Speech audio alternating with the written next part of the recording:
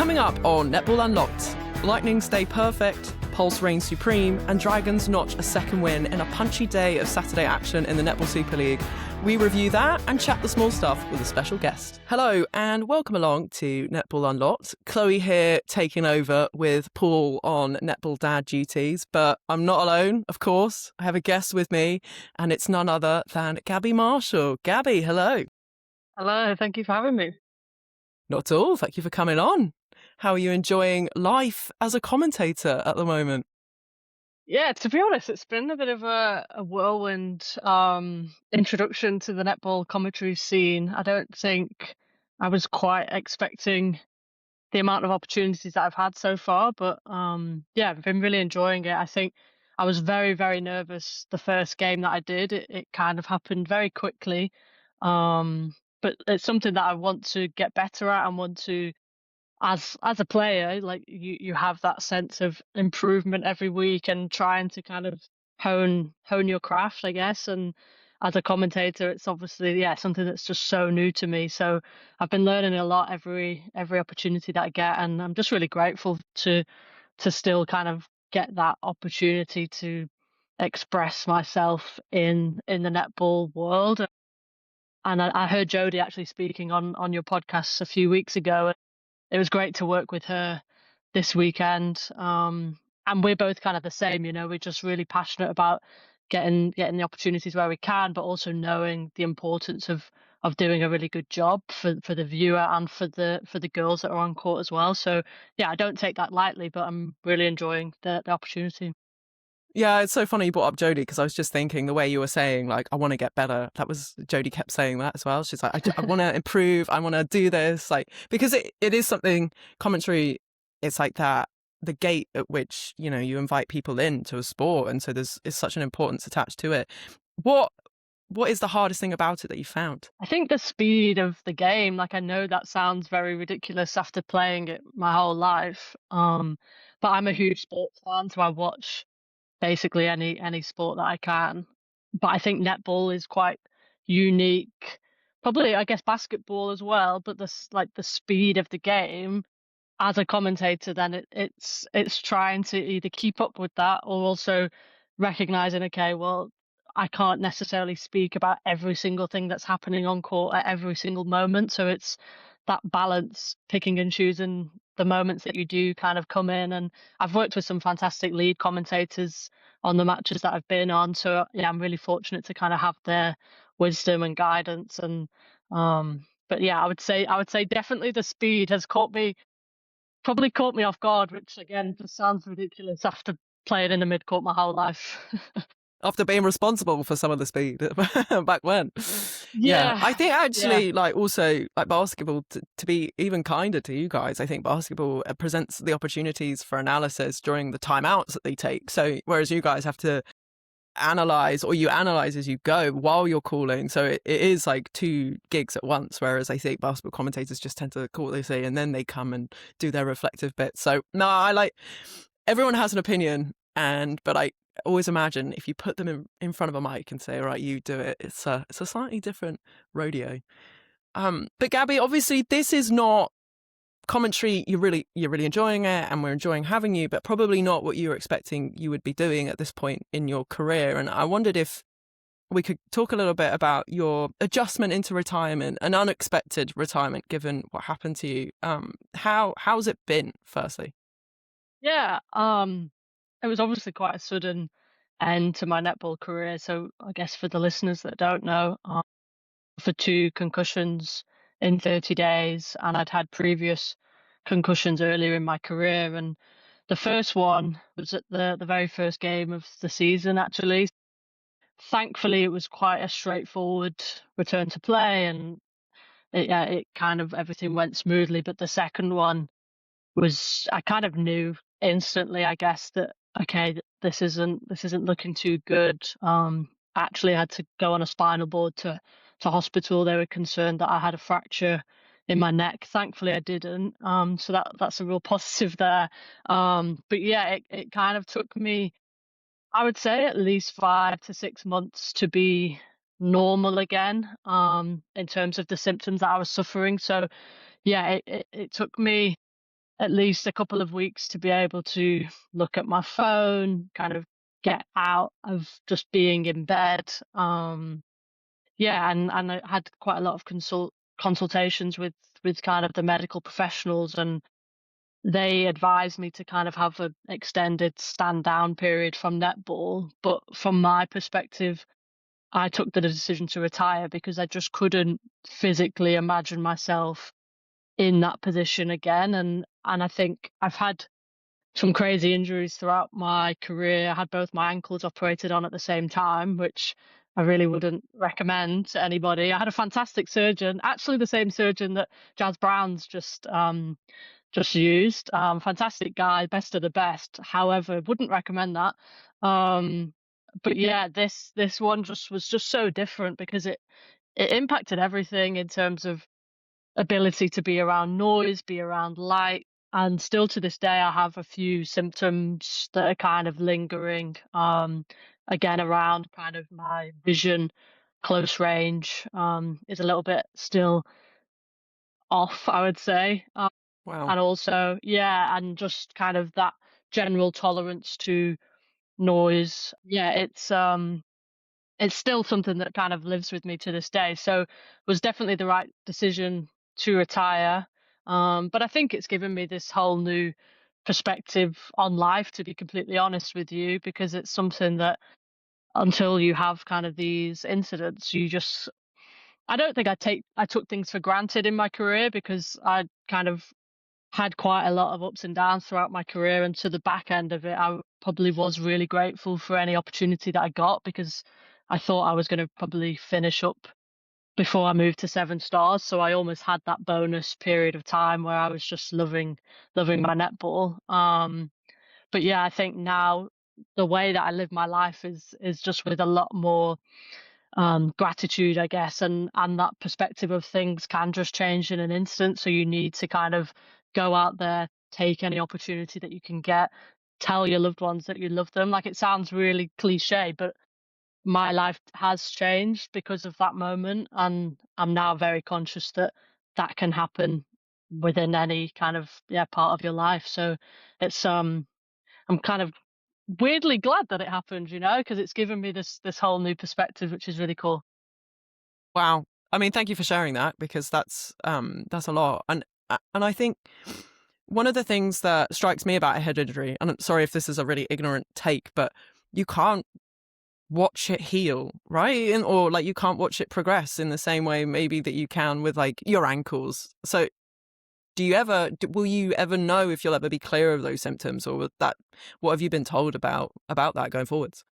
Yeah, no, it's a real good point. I think it, some of the exercises so I was really fortunate that I saw like a concussion specialist physio, and yeah, some of the exercises were kind of weird and wonderful, like involving your eye tracking, and I would literally have to hold a pen like this and move the pen close to my nose and do all sorts of things. But yeah, I think that kind of level of injury is what made me decide to retire, because it's something that just impacts everything that you do every single day. And that was a real scary thing for me, was waking up every day with really, really bad headache, really, really bad symptoms with light or with noise. And you just think, is this ever going to improve? Because you don't know in that moment. And that's what makes it quite scary. And I think even sometimes the phrasing around concussions, I think that makes people take it quite lightly. Whereas if you called it like a mild traumatic brain injury, it sounds very different, even though they're potentially the same thing. So yeah, I think in terms of my symptoms, we're pretty much doing well. Like, I'm cleared now from kind of going to see the physio. It's just that kind of lingering close range vision that can sometimes go a little bit wonky. And then I sometimes laugh because I'm quite an introverted person anyway at the best of times, so I'm like, am I using this as an excuse now to not enjoy the loud noises or socializing? But no, it's definitely, my tolerance is definitely down since the head injury, definitely. Wow, the brain cards. You're pulling the brain Yeah, cards. literally, literally. And Gabby, you mentioned that it was your second one. And last year in the league, we did have a string of significant injuries. I'm thinking of Leah Middleton as well, and you were at that game too. Do you think the league is well equipped or equipped enough to deal with those kind of injuries? What happened to you? Because it feels like you mentioned there, like the phrasing around concussion, but on a practical level, did you feel supported through it? Yeah, I think there's always kind of learnings that can come, although you don't want to be the person that the learnings kind of happen from. I guess there's always things that you can kind of reflect on something that happened and then hope to be in a better position moving forward. And I think for the league itself, I know there was kind of conversations around what that suspension might look like, whether there's kind of any retrospective action that might take place with some of the collisions that we see within our sport. And so from that perspective, I think that's still something that can kind of evolve. We know that the umpires aren't paid; they're volunteers, which in itself is a whole other conversation. But I think that potentially is a good step kind of moving forward, whether there's any kind of retrospective action that can take place. And then I think in terms of Leah's injury and myself, it's just ensuring that we have the correct like medical professionals on site that are well trained to handle those kinds of injuries. And in the moment, I to be honest, I was kind of covered in blood, being told not to move. But I do remember it taking quite a while for them to move me off the court. And it's funny because the Pulse physio, we were playing London Pulse at the time, um, obviously rushed on to help with our physio. And I saw her recently, and she said, yeah, like you're definitely supposed to have more people to move somebody if you're suspecting that they've got a spinal injury. And I studied physiotherapy at university a long time ago, and I remember thinking, yeah, we potentially need some more bodies here that are well trained to move me. So it's things like that that potentially, as the league kind of moves towards further professionalization, that it's something that, we can hopefully improve on.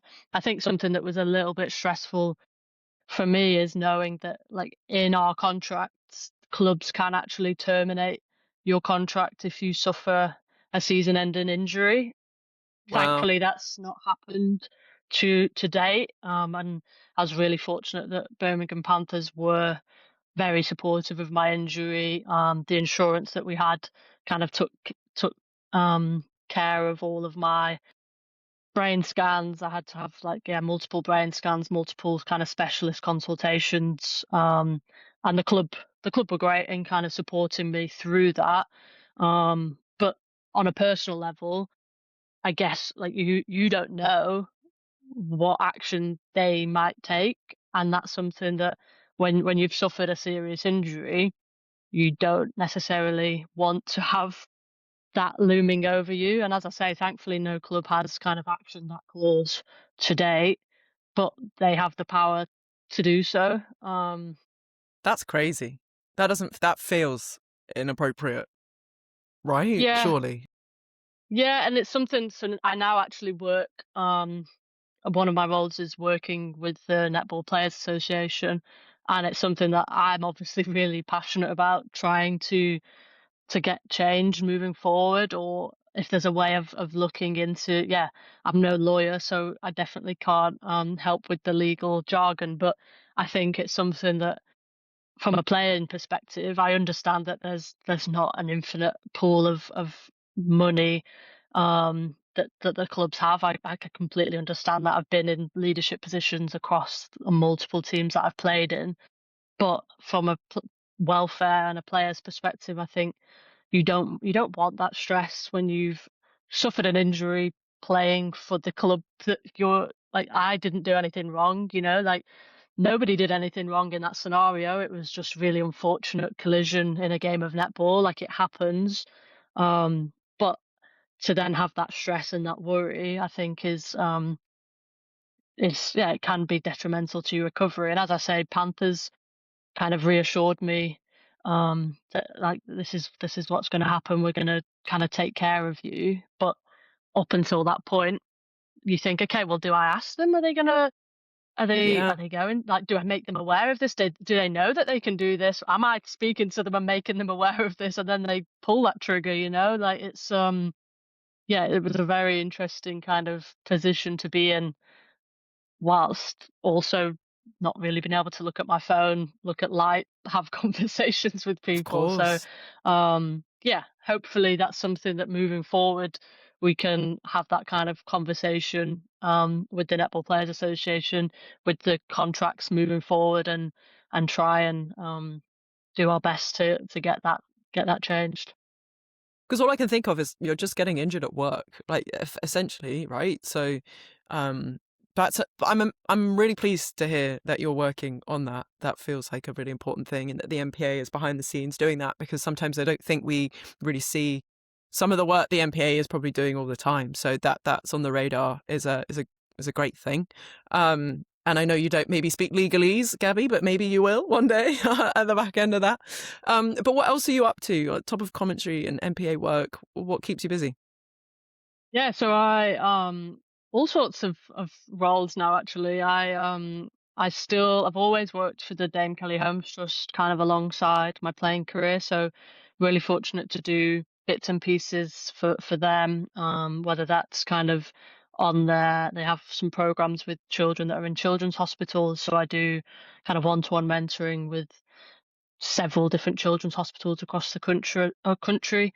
And then I've recently accepted a job working for a fully online school. So we either get really sporty kids that kind of are traveling around, tennis players, golfers, lots of go-karters. I don't think you call it go-karting. I think you just call it karting. My kids are gonna really shout at me for saying that. I just sort of Future embarrass Formula myself. One, right? Yeah, Yeah, yeah. yeah, That's yeah. what they're aiming I for. know it Yeah. as go-karting, and it's definitely not go-karting, is it? Wow. But yeah, so they are obviously traveling a lot, and kind of traditional school doesn't really work for them. Or we get quite a lot of special educational needs students that again mainstream school isn't quite for them. So yeah, I do a few days a week for it's called Minerva's Virtual Academy. So I do like one-to-one mentoring with those students. Work for the MPA a couple of days, well, a day ish a week. It kind of fluctuates, but I go around a few of the teams. So myself and Sarah Gandon are kind of split across the Super League and Next Gen teams, and we do kind of player welfare support as well. So something that I kind of did whilst I was still playing in that performance lifestyle space, player welfare. Yeah, I really enjoy it. I think it's funny though, because now when I go into clubs, I always kind of start my conversation by telling them, just so you know, like I did do this work before when I was playing in the league. You just probably didn't know that I was doing this. Like, don't think that the MPA just feels sorry for me because I've had a head injury and now I'm coming in to like work with you guys. I am qualified to be here, which everybody always laughs at. And it's a classic female thing to do, isn't it? To like feel like you need to explain why you're in a room. So hopefully we Self-deprecate. Yeah. yeah, Just get of it out. course. Yeah. Yeah. But I mean, Gabby, you just sound like you're an amazing human going around doing amazing human things. So that's, I suppose an unexpected twist, but you're making the most of it. It feels like going out and helping people. Yeah, definitely. And like as I say, I studied physiotherapy originally because I didn't really know what I wanted to do, and I knew that I got a lot of satisfaction from helping people. Like I always say, it's a real selfish position to be in because I actually probably get more out of it than I give to other people. But yeah, I found myself now kind of working in all sorts of different spaces, but really enjoying the opportunities that I've got. Wow, lovely stuff. Well, thank you for sharing all of that.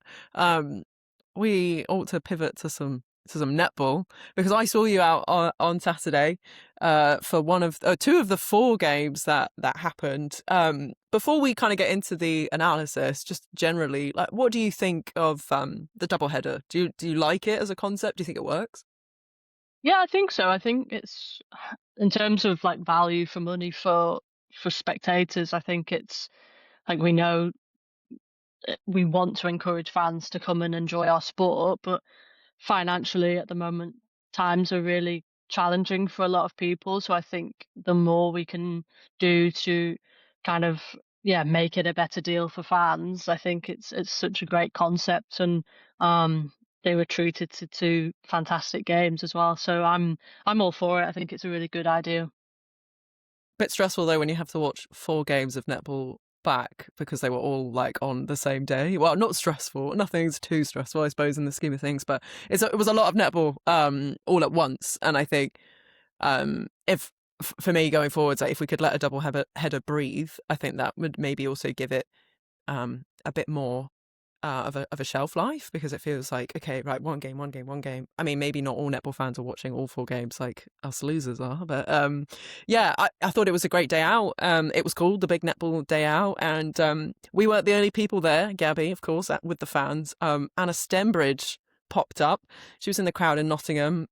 Nobody heard from her. No one was able to stick a mic in front of her. But would you reckon seeing her kind of showing up in her new capacity as head coach was kind of intriguing, wasn't it? Because there was a lot of England players about, but international players in that doubleheader as well. Yeah, definitely. I think it's good to see, like, you always want to see coaches out and about scouting, watching games. It's such a different experience watching it live versus watching it on Huddle or on Sky Sports or the BBC. So yeah, it's definitely nice to see Anna out and about and kind of watching, as you say, English players. South African players had a fantastic weekend as well. Welsh players, all Scottish players. I'm going to get shouted at because I've not probably listed every single nationality that was on show, but you get the idea. Yeah, I think it was really good to kind of to see her there, because I think earlier in the season people were probably wondering, why is nobody from England netball at the Super Cup, for example, that you normally see Mm. presence of staff and coaches there. Obviously now looking back, it kind of makes a bit of sense. But no, definitely good to see Anna there. And your thoughts on the situation England netball sort of finds itself in with this, with Thirlby stepping down and Stembridge coming in? Yeah, I mean, I don't think it's, like, everybody knows it's not an ideal situation to be in. I think taking that step to appoint Anna for the continuity, I think is probably the smartest move that you could make in this position. I do think I understand kind of the narrative and the conversation around how Anna was obviously dismissed previously as an England head coach. I like to caveat that with, that was it 11 years ago? Forgive me for not having the potentially the correct journalism information there, but I would like to think that as somebody that's in that role, they have probably changed a lot in 11 years as well. So I think it's naturally it's going to be part of the conversation and part of the story, but I'm very confident that a coach has evolved and grown and developed in that period of time. So and I know that Anna does a lot of work in that coach development space. So yeah, I think that was something that, as I was listening to a lot of the different podcasts and a lot of the different conversations, I did kind of think, um, even if you didn't try to evolve, you are definitely going to have changed as a person in 11 years' time. Like, naturally, that's kind of how things work, and hopefully then for the better, you know. So yeah, I just wish the girls all the best. Obviously, as a former England player myself, like, I just want them to do well. I want them to just have a culture and an environment where they feel kind of happy, because I know that that's when you play your best netball. I've always played my best netball when I'm enjoying the environment that I'm in, and I know there's been lots of fantastic times under Jess, and hopefully there's more fantastic times to come now, kind of moving forward as well. Incredibly reasonable, Gabby. But I take your point. I think it is an interesting one, and it would be one of those things that if and when she's available to speak to, it would be about what have those 11 years looked like. I mean, I know she popped up in the England environment under Jess, sort of in the 24-25 start of that season. But yeah, to understand that evolution, I think, as a person, and to reassure people, I suppose. And I think this was the wider bit, wasn't it, that folks like Tracy Neville were making, like, celebrate it, like, lean into it, make more of it, because as you said quite rightly, I think, and very fairly, that 11 years is a tremendously long time to go away and learn. So we'll see when she'll be up for a conversation, and I think it'll be a really interesting one. But also interesting, oh my god, these pivots are terrible. I'm sorry, but let's get into it. Let's get into the games. We're going to start with the big one, rather than going chronological order, because it feels appropriate. Lightning versus Thunder, first place, second.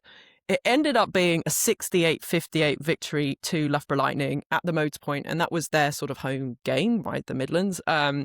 You were in analysis for this one. Jodie was up in comms.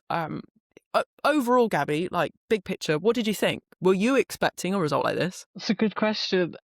I always think after the game, I'm like, my perspective is obviously just so different. So when you're like, were you expecting that? I'm thinking, was I? And I'm like, no, I don't think I was, honestly.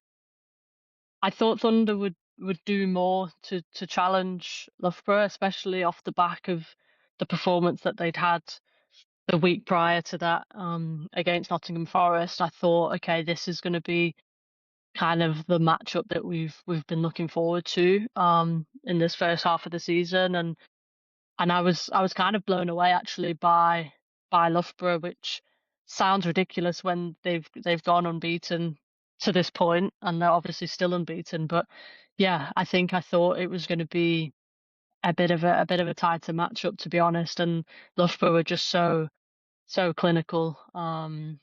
Yeah. Yeah, I think that's fair. I think you and probably everybody else, right? We thought that this would be closer because there wasn't even a bonus point in it. Although, Thunder did look like they might come back in that fourth quarter. The door looked like it might be open, but some misplaced passes and things got away from them again.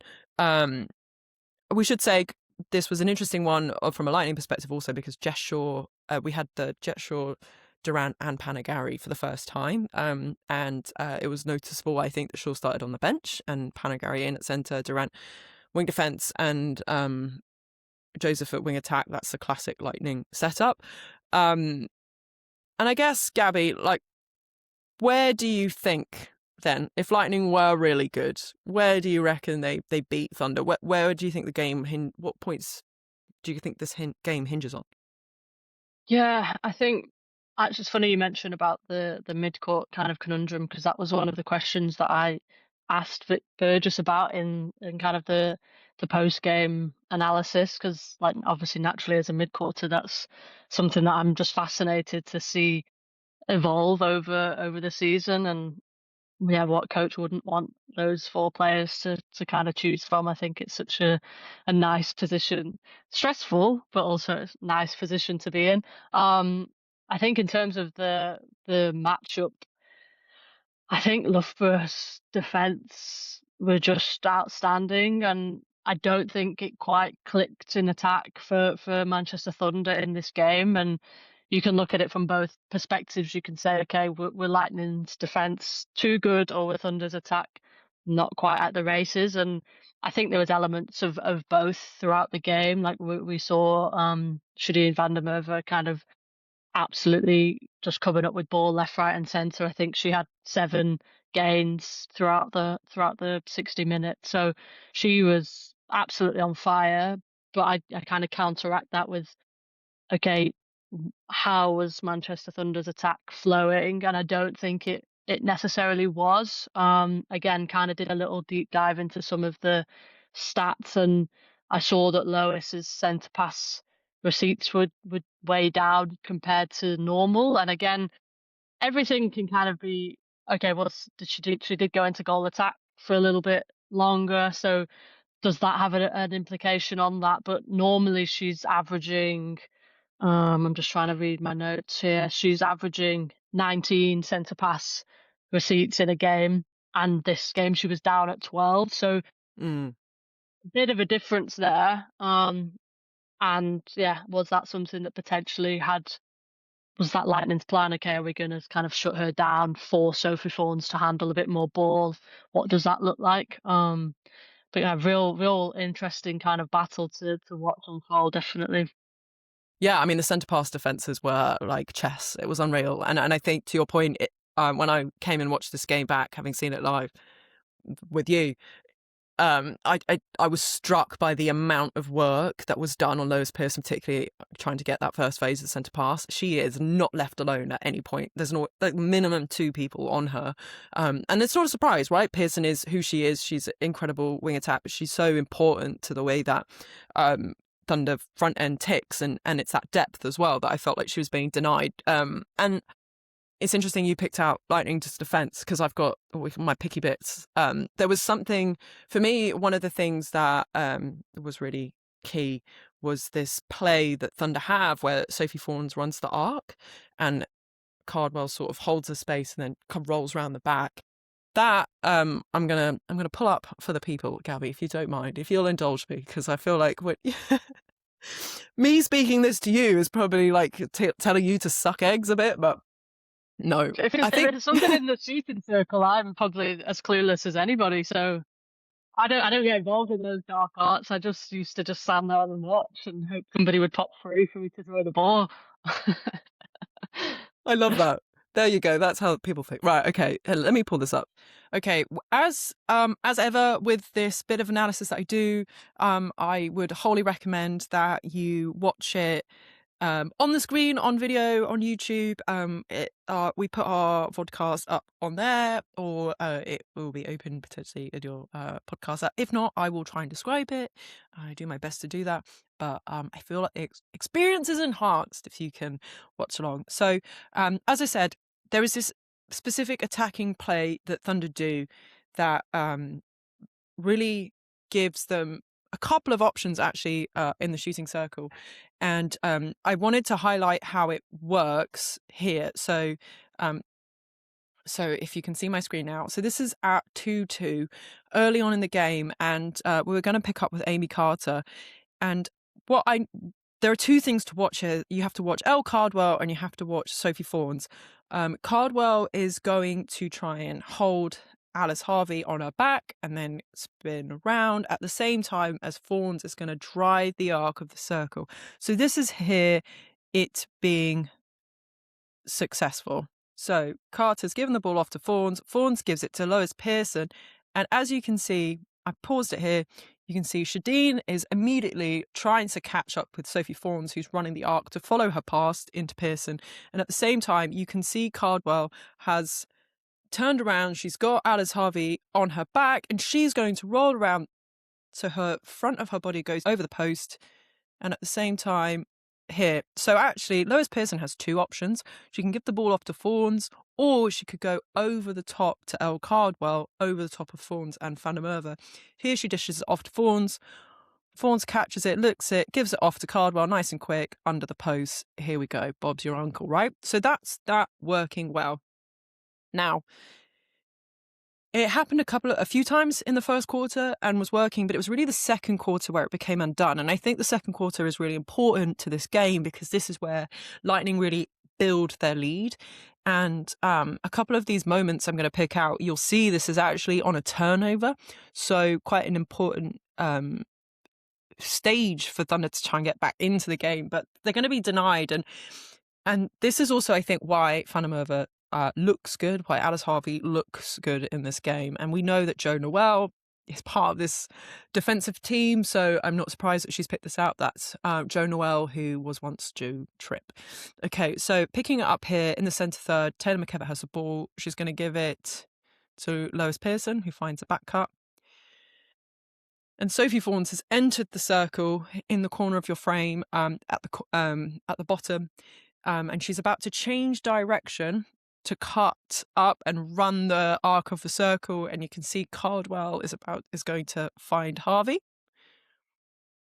Right, bang. But as you can see, that run there by Shadeen van der Merwe was cut off. She met Fawns and then rode with her all the way up to Amy Carter, who now has the ball on the circle edge. So if you're Carter looking at that as a feeding option, it's not a 10 out of 10 situation, right? You have Fawns who's going to put her arm up and ask for it behind her, or you have Cardwell who's on the other side of the circle, and really the only option if you want to go to post. Now, it's not the only option at all that Carter has. Of course, she can always reset, but she's looking in, she's caught the ball, and this is where Alice Harvey is going to come up. That feed's going to go over, compete for it, take it off Cardwell. Bob's your uncle, she gets the intercept, right? So just by cutting off Sophie Fawns in that way that van der Merwe does, and putting in that one-on-one with Cardwell and Harvey and really being fixed on it, Carter was really fixed on that outcome, like sending it into the circle, that allows Harvey to pick off this ball. Nice, okay. This situation, it's 1917, so really not very long after. And I should say the previous one there, that was a turnover. So Thunder had the ball, they wanted to convert, they didn't convert, Lightning get the ball back and go down their end. So here we are again, and I picked this up, it's again Amy Carter with the ball on the circle edge, Lois Pearson is at the top of the circle, Amy Carter's at the side of the circle, and you can see that Lightning defence have Fawns and Cardwell bunched together here. So Carter is going to swing the ball to reset the situation because it's looking a bit sticky. Cardwell has initiated the play. She's got Harvey on her back. Fawns runs round, sort of stops here because Shadeen has got in front of her, which means that Lois can't give that ball to her. So she starts asking for it, driving towards the post. Cardwell is now on the other side as she is supposed to be. Like, she's trying to make her whip round, but her timing is slightly off. So she rolls round Alice Harvey. Shadeen van der Merwe comes around to follow the ball that's now being swung back out to Amy Carter. And now look at the situation. This is not ideal at all if you're Amy Carter looking at this, right? Because you have two Lightning defenders in front of two Thunder shooters who are behind together, right? They're bunched together. So this is one of those like winning scenarios if you're a circle defense, right? You've pulled, you've pushed, you've got your two shooters together. And now that's a really tricky pass for Carter, a really tricky feed, right, Gabs? Like you'll have seen situations, I'm sure, and this is not looking 10 out of 10 ideal. And so naturally the only option for Carter, if she wants to send into the circle, not the only option over to her, obviously, because Taylor McKevitt has her arm up on the transverse line, but she wants to give it, and so she's got to give it over the top of everybody into the backspace, and that's a risky ball because that's all the way across the circle. And actually here, Shadeen is going to go compete with that on the back and up, but trips over Cardwell. So that doesn't happen. As in, Lightning don't win the ball. But you can see the scenario that they're able to create by initially defending that Thunder play. They put themselves in a winning position, although the execution there was a little bit off. And thankfully, everybody was okay. Okay, now 2018, so not even... So this is what? 4.5 minutes into the second quarter, Lightning now on a 2-goal lead, Thunder in possession, and we're going to see something really similar once more. So Pearson has the ball in the centre third. She gives it to Amy Carter, who has to sort of do a back cut to get it. And you can see already in the left of your frame, Sophie Fawns is going to do that drive. Cardwell, I've just paused it, but Cardwell was facing Fawns, so, had her on the back, going to roll the front. But Harvey and Shadeen van der Merwe have already clocked this. They're already getting in position. And look, they've switched. So Harvey, because she's closer to the top of the circle, she clocks Fawns, checks her, says, I'm here. And van der Merwe has worked her way all the way in front of El Cardwell. So now, if I pause it right here, you'll see Amy Carter not on the circle edge. She's about 2 meters off circle edge. She's got Nat Panagari defending the circle edge in front. She's got behind Nat Panagari Sophie Fawns, and to the side of her, she's got Alice Harvey, and then behind Sophie Fawns, Shatim van der Merwe, and then there's Elle Cardwell demanding the ball. Now, as a feeder, again, Gabby, right? This is not an ideal situation for you. You've got 3 Lightning defenders almost in a line, and the only ball, if you want to give it to the circle, is over the top of 3 defenders across to Elle Cardwell. Now, this is what Carter gives, but the accuracy on the feed is not there, right? Cardwell can't get to it, so she has to reach. Does a great job of keeping it in court, passes it off to Pearson, who falls out of court to give it to Fawns. So then you're thinking, okay, Thunder have got away with that, super pressure. But look, here Fawns misses the goal. And we should say this was kind of consequential to those early phases of the game. There were some misses in the shooting end by Thunder, so it wasn't as maybe as clinical as it has been. So look, this is a rebound for Harvey and van der Merwe, so that's a win. Slightly further on into the quarter, into the super shot time. So we know super shot, extra level, extra pressure. Thunder are now chasing a 7-goal margin, and they've got the ball. They've turned the ball over. So can we get this to goal? Can we get it as a super shot to goal? Can we try and cut this deficit? Really important passage. So Pearson, who we picked up with, is just over the transverse line. Nat Panagari has come off. She's not got a 3-foot mark. She's going to try and defend the circle edge, as it were. So Pearson finds Carter, who's driving towards the pocket on the circle edge, gets the ball. And look, I've paused it just at the moment. We're going to see the arc run.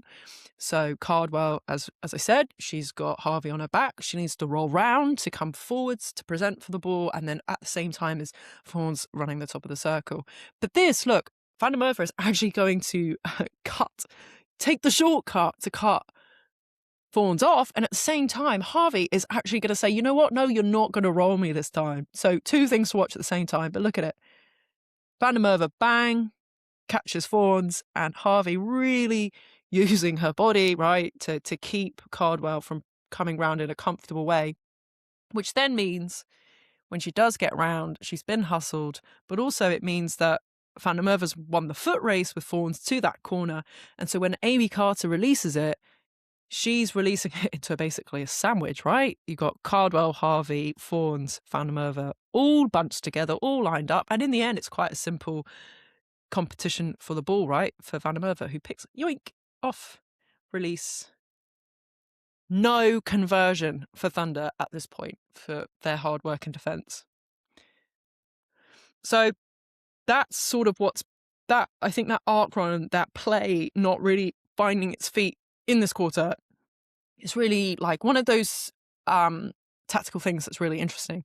But here I also wanted to kind of point out a little bit the other work that the other defenders are sort of doing. And this is interesting because also at this point, Ats Harvey's come off and Selena Appleby-Prince is on. So we've got a new defender in, but you know, the philosophy is going to stay the same. And also you have to ask, when something that you have been using isn't working for you, the pressure to execute continues to build. So Thunder at this point are 6 goals down, 2.5 minutes remaining. And so I want you to keep an eye on, firstly on Beth Cobden, and then we'll see the scenario that Sophie Fawns is presented with. So Pearson gets that ball.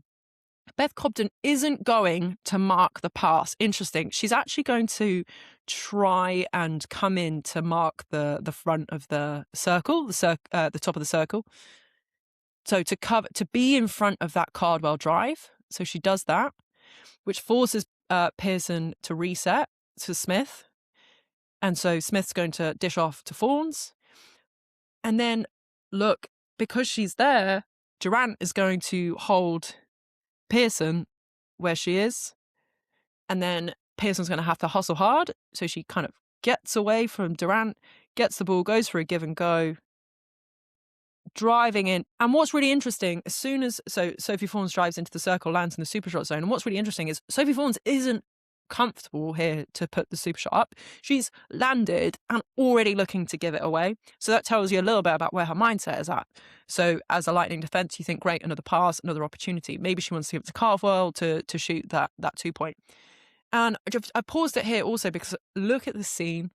You've got Durant in front of Pearson.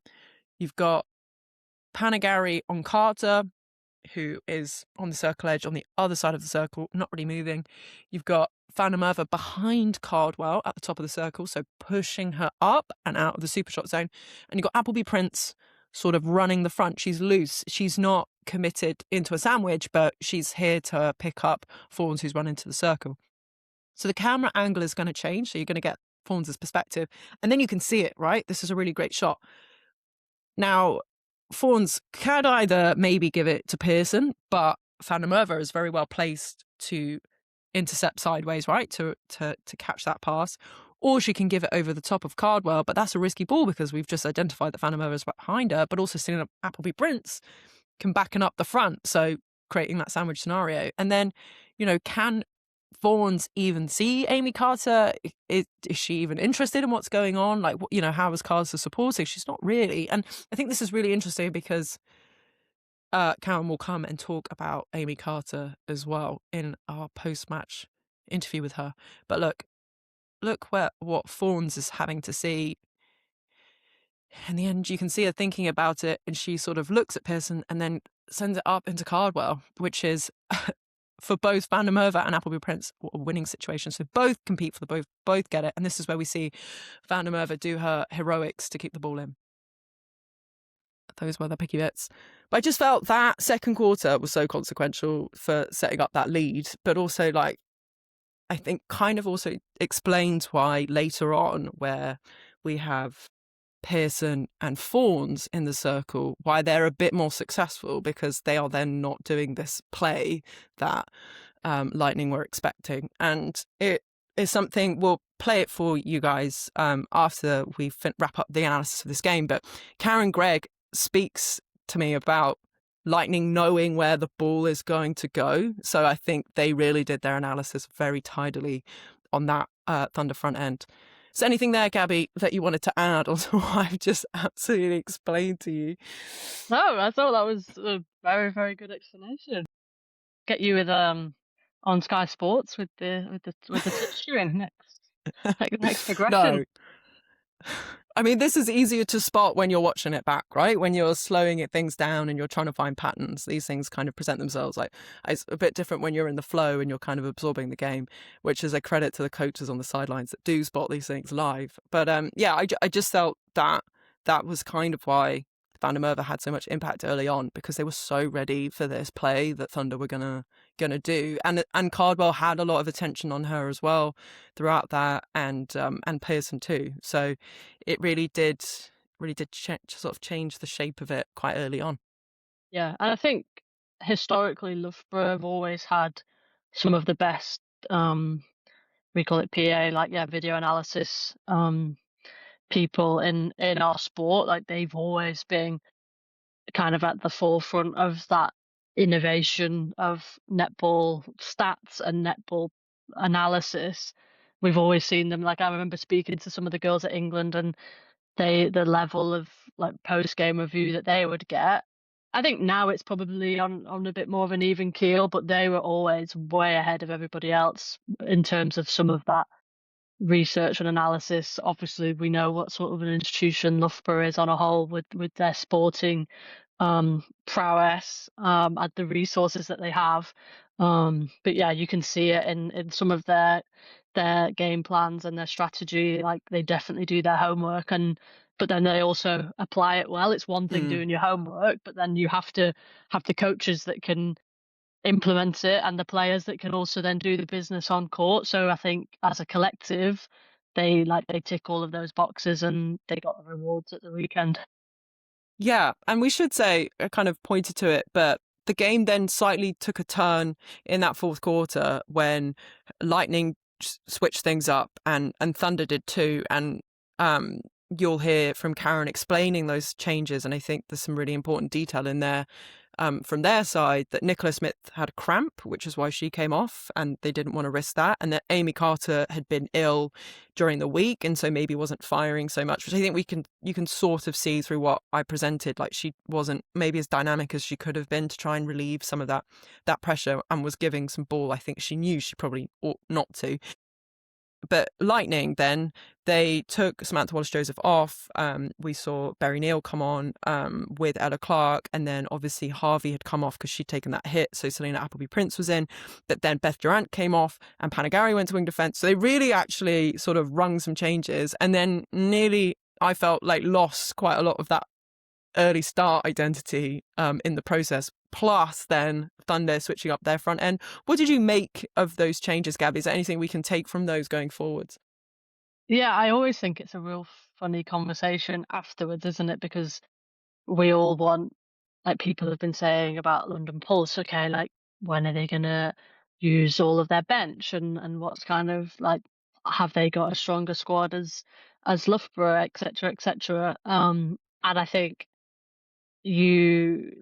sometimes there's the argument for rewarding the 7 that started the game and have kind of built out the lead, although there were changes kind of made anyway because of the injury to Alice, and then also we saw Jess, as you say, coming on into the middle. So I always think it's a really fascinating one, because I think it's Loughborough the right to kind of make some changes, try out some new combinations, and they probably won't, like the caliber of player that they still had on the court, they probably won't be necessarily then happy with the outcome that they had in that final quarter. But again, as you say, the rotational circle then that Manchester Thunder had, it kind of posed a different problem for them to adapt to. So yeah, I always think it's a really fascinating one. Do you make the changes? Do you reward the players that are out there doing the business? But I always think Vic Burgess has like quite a good balance with that of giving players opportunities. We've seen it with Selena Appleby-Prince, and she obviously had to be injected into that game because of the injury to Alice Harvey. We hadn't seen Shadeen and Selena too much in that kind of combination together, and you wouldn't have known that. Like they were still, like, it just kind of was quite a seamless transition. And then I think from Thunder's perspective, how nice is it to actually have some context behind the changes that Karen made? You know, like we talk all this time about give somebody a microphone and they can maybe provide you with some context. So that was just a really, really nice example of that. And not that Karen necessarily was making any excuses, but it's just these are the facts. She had cramp. She's not been very well. That's why I made a change. Because I think for a lot of people, you were probably thinking, although Emma was injected into the game really nicely, you'd be thinking, well, why did Amy Carter come off the court? Because that doesn't happen too often for Manchester Thunder. So yeah, context is always great. We'll come back to that, Gabby, because there's something to be said there. But let's hear from Karen now, talking about the game. Karen, that was a tough day in the office. Yeah, it was. I thought we came out of the blocks pretty good. I thought our first quarter was really good. I thought we went toe to toe with them and stood up to what they threw at us, and we played some really good netball. And it was disappointing in the second quarter that they were able to get a bit of a run on us and really pull away. And then I thought, great, we pulled it back. We got to about 6, and then we just let them go again. So we just can't allow teams to kind of get 2, 3, 4, 5 goal runs on us and just crumble. It's definitely not what we want to make a habit of. And I think that definitely happened in the second and third quarters today. I thought there were some real positives in that fourth quarter, the way we got the ball moving, changed our timing. It just really felt like every time we kind of got ourselves back in the game, we just put somebody on extension too far, or the placement of the pass was just off, and we just never give ourselves enough opportunity really to pull ourselves back into it. Maybe the little things today then. It felt like, I guess the problem with Lightning is winning ball off them right when they get ahead, and you're maybe giving up errors early doors. Yeah, and then you look at the stats, and we actually took 27 balls off them, which was a lot. They took 30 off us, but we took 27 off them, which is a lot. Yep. It's a lot of ball to take off a Loughborough Lightning team. So we've got to take that as a real positive, and we've got to look at now about making sure that when we've won those balls, took those possessions off them, that we're rewarding ourselves and punishing them. And we've just got to make sure that that becomes part of our DNA, and it's not quite there yet. And you made some changes today. Can you talk me through some of those?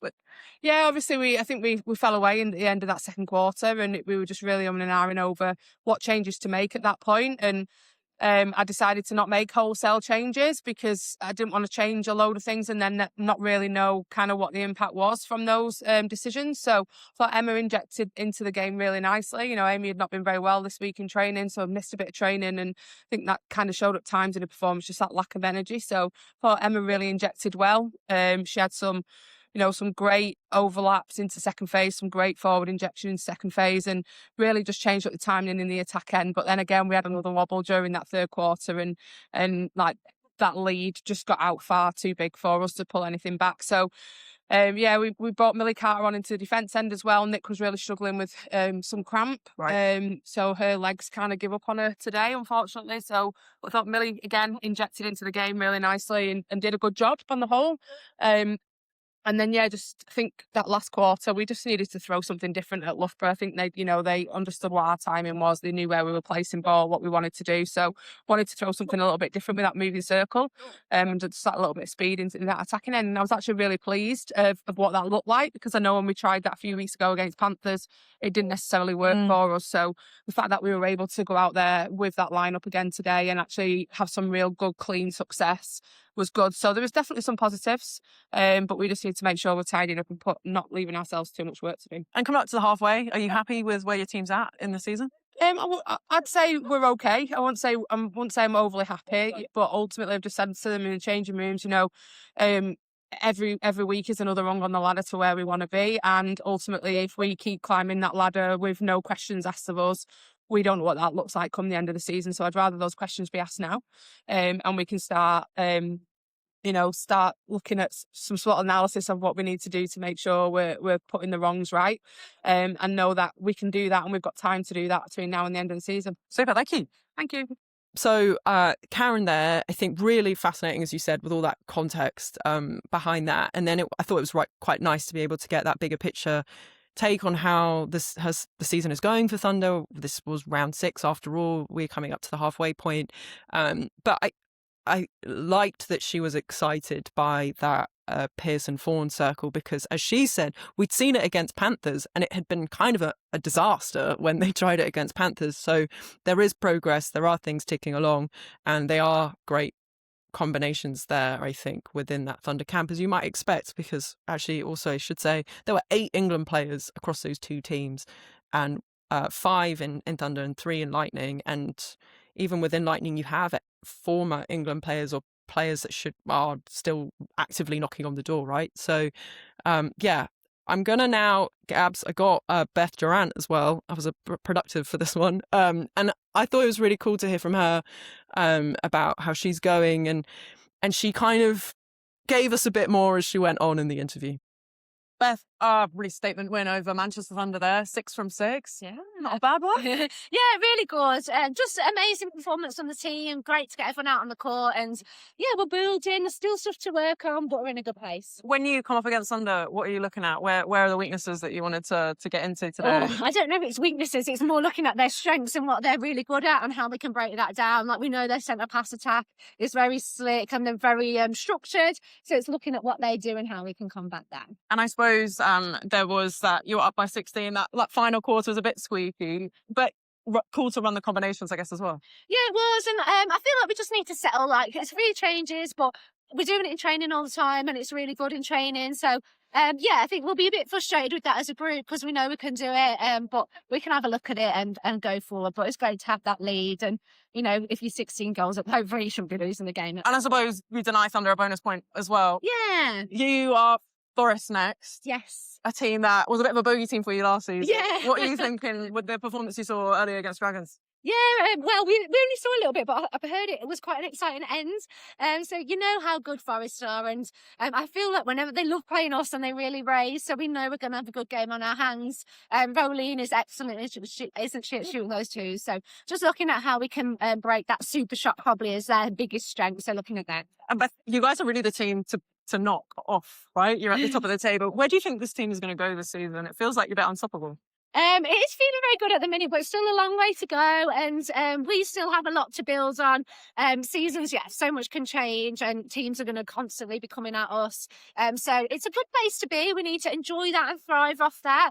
We're not always in that position with that sort of like on our backs, but I think it's when you are at that point, you just got to enjoy it and come get us. And for you, I mean, you're back in action after your time off. How's it feeling being back on court? Yeah, it's been good, thank you. I'm loving it. I think just like coming back into the group, like everyone was just firing, like the environment's been so good. So even though I've been injured, it's like just been so nice to have that environment, and it's made me feel so much more confident and like happy and enjoying my netball. So it's been great to get back into it. And a word on Selena as well. Feels like, you're such a great back end, but she's really kind of slotted in quite well. Obviously. She's amazing, isn't she? She's obviously like she had that little bit of Dragons last year, but didn't get heaps of court time. And I think she's one of them that you just need to throw in there. Off you go, and you know that she's just going to absolutely smash it, going to go from strength to strength, and she's got an exciting future. Great. Thank you so much, Beth. Lovely. Thanks. Appreciate it. And there you go, Gabby. As you said, probably not totally delighted with how the changes were enacted. I think Beth says that, but happy that they're going along, they're tracking well, and I think they're kind of looking forward, right, to that clash against Forest that's coming. Their bogey team in the next round. But what a statement to have made ahead of that.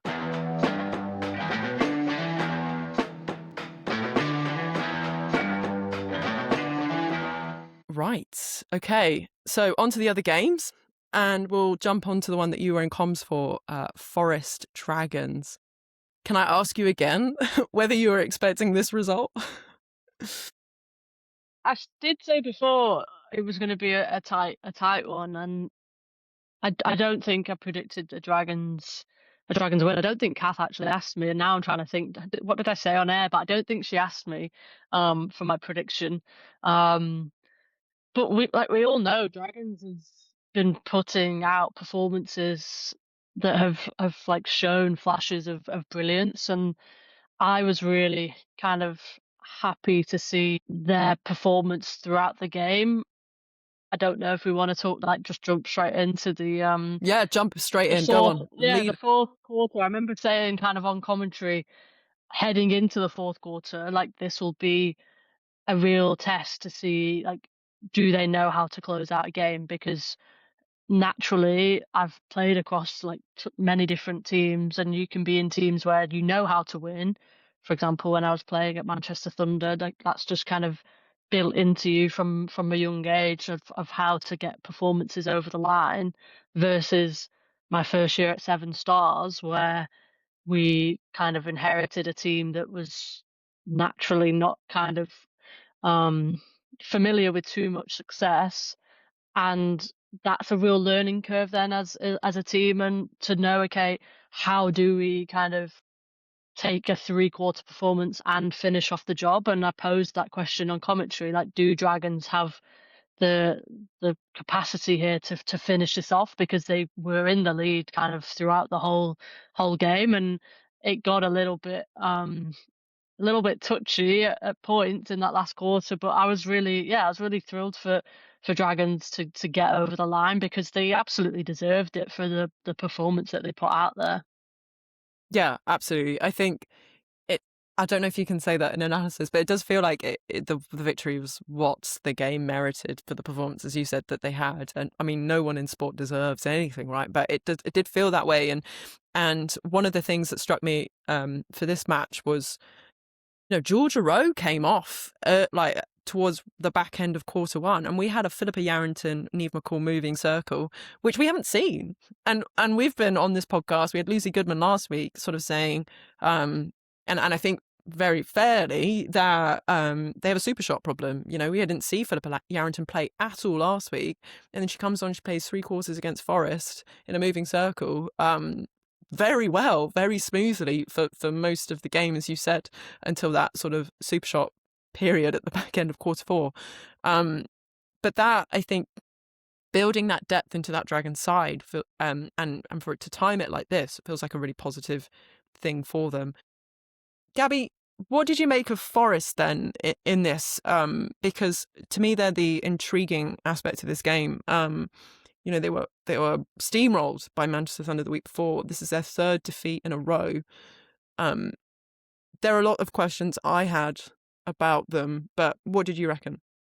Yeah, I wasn't expecting this performance from them, to be honest. I think I thought, okay, yeah, you've had that performance against Manchester Thunder that you probably want to forget about.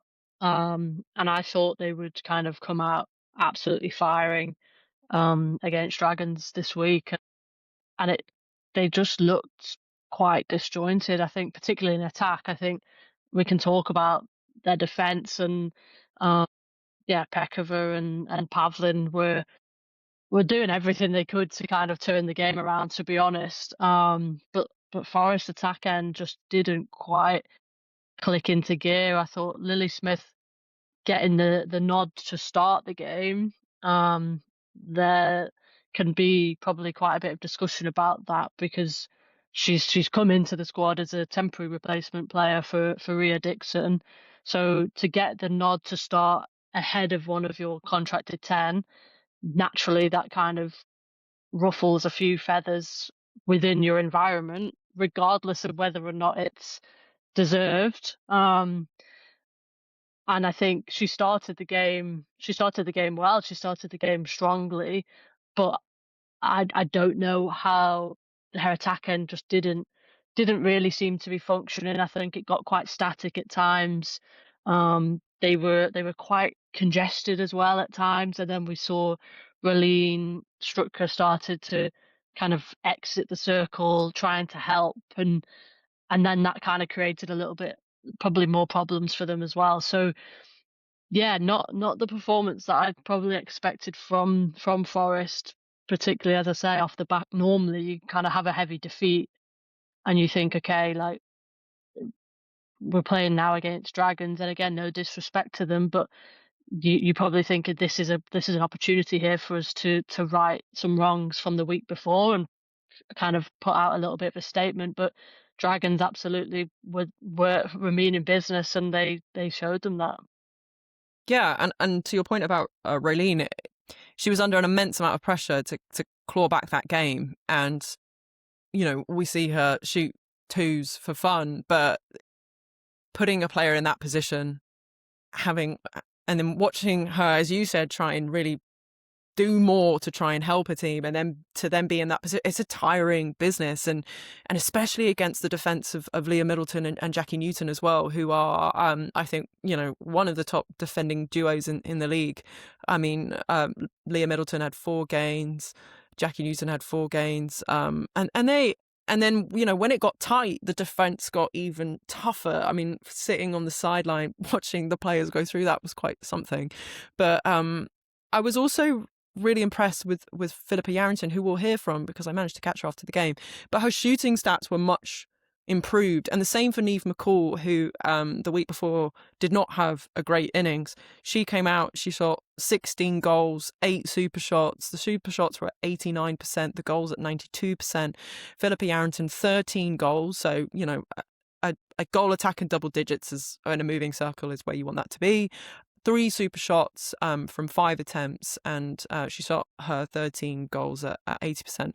I just think that, yeah, there was a lot to like. And I wanted to ask you a little bit about Chawani as your player of the match, Gabby. You were, when I saw you at the game, you were like, yep, people keep asking me about my Poms. But I mean, I agreed with you. I thought she deserved it, but maybe a word for your player of the match. Yeah, I think it's again one of these new things that I'm navigating as my new commentary hat is firmly on my head. Is the level of scrutiny that you get for your player of the match, which has been fun. It opens a lot of conversations, and I think everybody that I've picked, I've had great rationale for. However, I think this was a very clear and obvious player of the match for me. But again, come at me if you want a debate about it. My DMs are open. I might not reply to you, but my DMs are open.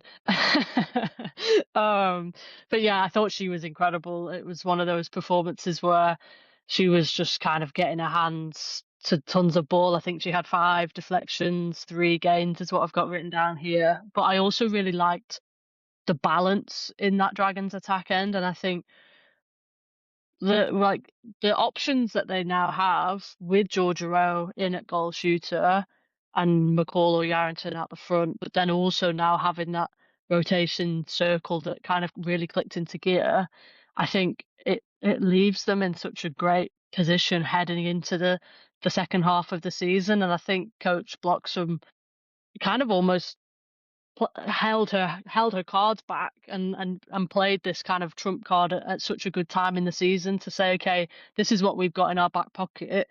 How are you going to kind of counteract that? And I think, for me, Chuane and Beth and Dyke in the midcourt, I just thought it was a really balanced performance from them in terms of their feeding loads as well. Like I've got written down KC with 27 feeds, Beth and Dyke with 37 feeds. And that's what you want from a midcourt perspective, is that it's not really heavily weighed on one person to be the feeder, although we know like that can happen at times. It's nice to have that balance because, okay, you shut one of us down, the other one's just more than comfortable handling the ball as well. So, yeah, real promising signs for Dragons as they head into the second half of the season. Yeah, absolutely. And I love what you said there about keeping the cards close to the chest, because I'm going to play what I heard from Philippa. And yeah, you're kind of spot on. An unbelievable victory there. Talk me through it. Like, that game was insane. Honestly, I think we're just coming into games at the moment with really positive mindset. So I think for me personally, I didn't ever coming into the arena today. I just felt like it was never ours to lose. It was always ours to win. And just to not come away with any regrets. And I think there was a patch in that fourth quarter then where it was like I remember screaming, calm down, and it was just like refocusing in those moments and taking the win. And this moving circle, it feels like the first proper time we've seen it, but it looks great. Talk to me a little bit about that as well. Yeah, I mean, Curly likes to challenge me, right? This is the first time I've ever played a moving circle. I'm 30 now, so I didn't think I could really add to my game that much. But every day's a school day. It's so exciting. Neve's a great asset to our team, and I didn't think I'd ever say that about a Scot. But it's great. She's amazing. It's really exciting for me to keep adding to my toolkit, especially ahead of a Commonwealth Games selection year as well. Yeah, and it felt like your confidence on the shot in this game was something else, right? Is that something you're working on? Yeah, definitely. I think my work-ons today, we do like work-ons before the game. We send it to the group and the teams either see them, and mine was confidence to just keep going to post. It's exciting. We're playing exciting netball. And to take Forest. Is that your first one over there, Marguerite? Yeah, our first one. I think the last time we came here, it was a dark day for us. So today it wasn't about that. It's very much focusing on ourselves and us as a team. Forest, they're building something really amazing here. The crowd today were great. But yeah, we focused on ourselves and got the job done. And Philippa, where's this team going? I think feels like in a trending direction. Yeah, I think obviously it's the look good, feel good vibe. We've got new kit this year. We've injected some really exciting players. I think we're going to really good places. We just have to keep backing ourselves up now. We can't take the foot off. And you said Curly likes to challenge you. What else does she bring into the team? I mean, she's amazing. The whole culture that she brings, she's super cheeky. She doesn't take any messing around. But we've got massive amounts of respect for her, and I think that's really important for a coach. Yeah. Thanks, Philippa. Well done. No problem. So, that's Philippa there. Absolutely loved the bit where she said this is the first time she's ever played a moving circle, and she says she's at the age of 30, but that she loves having it in her, in her repertoire. There's a Commonwealth Games coming, so she's already thinking about that in the back of her mind and building that, and loving that challenge from she calls her Curly, right? Or Inga Bloxham, she calls her Curly because that's what the Welsh players call her. But to say that to her, right? You're doing this now. So Forest, we sort of spoke about maybe a bit underwhelming. And you mentioned a little bit about the contracted players situation with Anya Williams not starting. But for me, one of the things that I couldn't quite wrap my head around was why also Anae Retief didn't come on. So Neve Cooper got a warning. She was pulled off, and Rihanna Luke went on at wing defence. And she's the next gen player that's come in to replace Hannah Layton. And I think they were missing that versatility in the midcourt, as you've well described there, balance or to counter what Dragons were doing. But Gabby, I wasn't able to ask Forest about that, which would have been one of my questions, because after the result they said no interviews, and I did clarify neither Chelsea nor a player, and they said no, and it was a reaction to the result, I should say. Like it's not that they, and this was to external media because Chelsea did come on to Sky and did that post-match interview, but that was so. I was actually angry. I think I moved past disappointed. I wasn't disappointed. I was really angry, not because I was rejected for an interview, but just the attitude to be told, like, due to the result, there won't be any interviews. What do you mean, due to the result, there won't be any interviews? Like, you have to front what just happened. I think in sport, everybody should, insofar as they're able to, because sometimes, it is really tough and it wasn't an easy game. But would someone like Chelsea, a former player, not want the opportunity to explain some of those decisions, and to be scrutinised further, or a player as well to talk through the game? I thought that was really disappointed, not least because when you watch the players then doing autographs, you're like, okay, so what am I missing here as media? Yeah, I don't know, Gabby, what do you make of that decision from Forest to sort of do that? I think it's weird, right? Yeah, I've never been in an environment before where we haven't spoken to media off the back of a disappointing result. I think we've spoken about, as the league wants to progress and move forward, then these are just kind of basic expectations. You speak to the media in the good and the bad. You can't have it both ways. Oh, sorry, you should have it both ways. It can't just be we're only speaking to the media when we get the result that we want. And it's the same, like, I know, again, being in leadership roles in the teams that I've played in, whenever we've had a disappointing result, I remember saying to the girls, okay, we still need to go and sign autographs. We still need to allocate a period of time that we speak to the fans and we show them our respect for coming and buying tickets. And it's the same with the media, because it's just so important for growing the game, regardless of whether you've had the result that you want. So yeah, for me, I think it's quite a disappointing thing to hear that you didn't manage to speak to them, because, like we alluded to earlier, context is key. And even if you don't have any context to provide and you want to kind of just give basic media trained answers, like, don't get me wrong, I had to do many a halftime interview when I've just ran around at centre for 30 minutes and I'm absolutely sweating, and all I want to do is go into the changing rooms. And I remember Sky used to shove a microphone under my face as I was running off court, and sometimes I was really great with my answers and I would give you something nice to go off, and other times I didn't, because I was exhausted. But you still have to give something, that's the point. So yeah, disappointing to hear.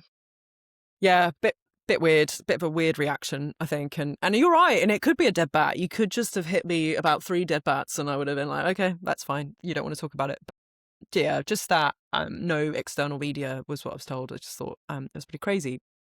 Anyway, that sort of wraps up our double header analysis. It was a big day out, and actually, sorry, I haven't parked this at all because it was Forest's home game and it was their big day out, big netball day out. So another thing why I thought was really weird. But anyway, no, drawing a line under it, we're moving on, and off to the Copper Box, right, for Pulse versus Panthers.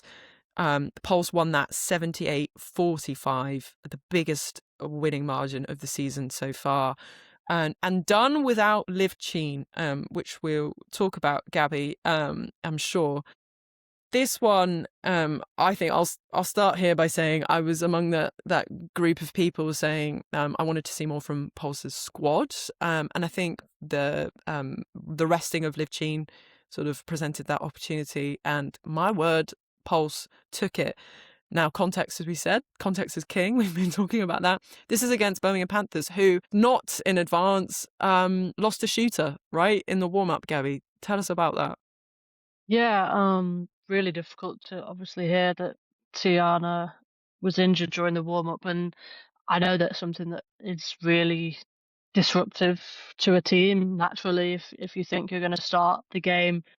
And I think it was quite a serious injury from what I've heard and what I've seen. I believe at the beginning of the BBC footage you can see that there's potentially a stretcher being brought out. So yeah, not nice to kind of hear, firstly for the player, but also for the team as well. It's quite a disruptive thing to have happen to you before you've even had the first centre pass. So fingers crossed it's nothing major, but just kind of adds to Birmingham Panthers' woes, I think, at the moment.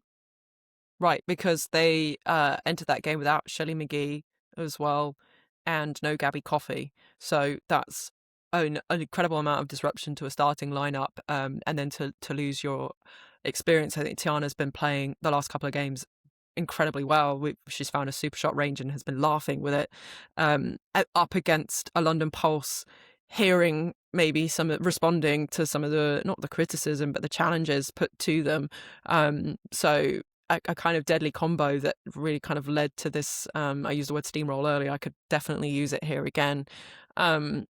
24-8 opening quarter, and it kind of continued. I mean, there was a 2013 closing frame as well. Gabby, when you're Birmingham Panthers in that position, I mean, I know you don't intend to go out and get battered, but there were some things I felt that they had shown they were capable of, that it sort of went missing in this game. Do you think that's fair?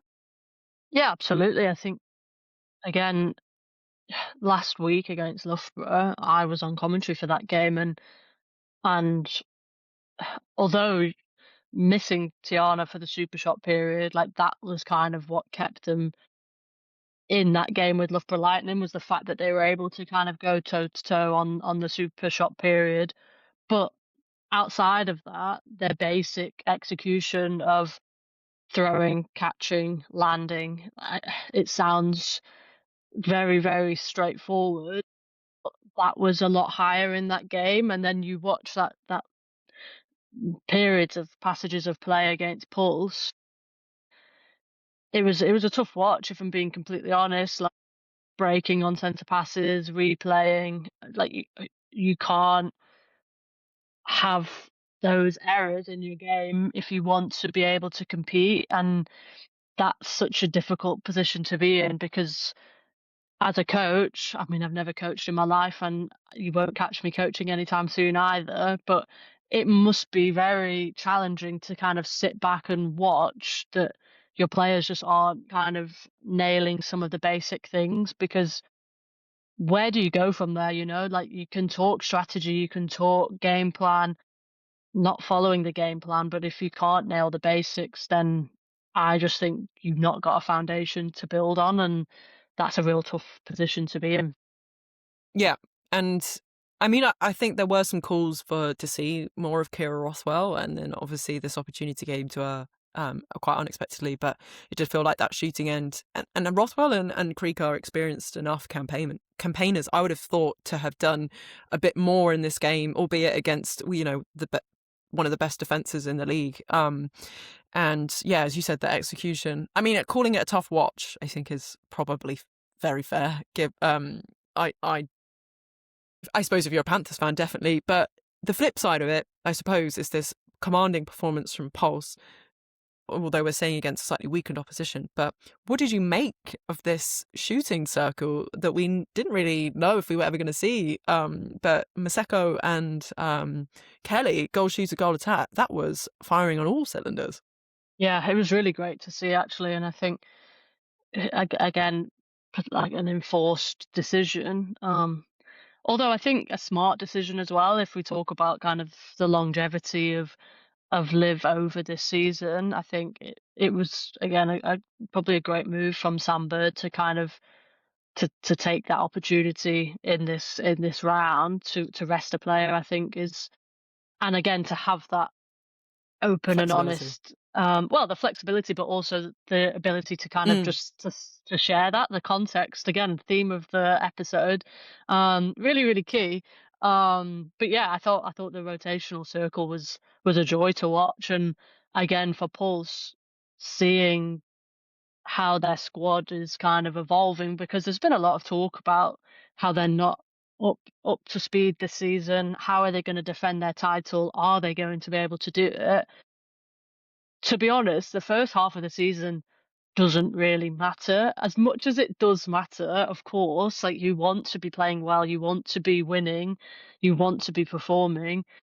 If they go into the second half of the season and they perform like they did at the weekend, who's to say that they can't win the league? Like, I just think it's it's a funny old game, isn't it? That we all kind of get all excited about everything, and that's the beauty of it. Like, it evolves and it changes week to week. But I thought it was great signs for London Pulse with the moving circle as something that they know now. Okay, we can put this out there, and it's potentially going to have impact. Yeah, and I think also, I mean, I don't love what you said about none of it mattering, but I hear what you say. Well, not that it doesn't matter. Yeah, it definitely does matter, but in the grand scheme of things, the regular season, like, it does. If you scrape into top 4, win the final, nobody's going to remember that you scraped into top 4. Everybody's going to remember that you win the final. So that was more what I meant. Yeah, no, I think I completely agree, and I think I did say when Pulse were having their dip, is this just a dip? And by round 12, we're going to be saying, like, it was just a dip, or is it, going to be something that continues on? I think, and I have called Panthers weakened opposition in this, and they were, and there were a ton of changes as well that McCloma made in this game, so that they were unsettled throughout it, I think. But also I don't want to take away from Pulse, who put out this new combination to great success, the confidence that I think players take from that, even if it was, it wasn't maybe up against a top 4 team. They can still go away with their tails up after that, being like, yeah, it went really, really well. And maybe this is what has been happening behind doors in training. And I mean, I think that's what Sam Bird is saying. Like, this is something we've been practicing in training, and now we get to put it out, and we get to put it out confidently. So, it's really interesting, actually, sort of another club that's come out with, cards on the table a little bit with Dragons as we get to that halfway mark. Do you have... Well, actually, Gabby, we should say, for me, for Doju, another one that I had said had been quiet, had an enormous outing, 7 gains, 6 deflections, 6 interceptions, 7 deflections, and 4 penalties. That is really, really special. Sophie Kelly was unbelievable from the super shot. She got 14 at 67. Hannah Gibson, let's talk about her, because she came on, and next gen player for London Pulse, and shot 100%, 4 goals, 2 super shots. Quite a nice sort of hint at the future, maybe, for London Pulse, could you say, with someone like Gibson? Yeah, definitely. And I think it was really nice to see how thrilled the squad were for her to get her opportunity. Like, we know Fumi Fudoju is all class, but for her to kind of mention that in her interview as well, I thought was really, really nice, and a sign of kind of, just a nice environment to be part of. And for Hannah to get that opportunity, we know that Pulse have had a really strong shooter in Liv Sheen for the last however many years. So for her to get that moment, kind of to show everybody what she's about, I thought she kind of slotted in there seamlessly. And yeah, it's a tough grind sometimes. I always say next gen, I actually think is the harder league to be in than the Super League, because the girls are juggling full-time work or full-time study, and then they're expected to train just as hard as NSL players. So I think to get that reward of the opportunity, and then to go out there and play as well as she did, it's real credit to her. I think she is signed to go and play some state netball in Australia later this year. So definitely one to keep an eye out for the future, I think. And one final point that Paul has written in these notes that I should share, because he loves to be the statistician amongst us.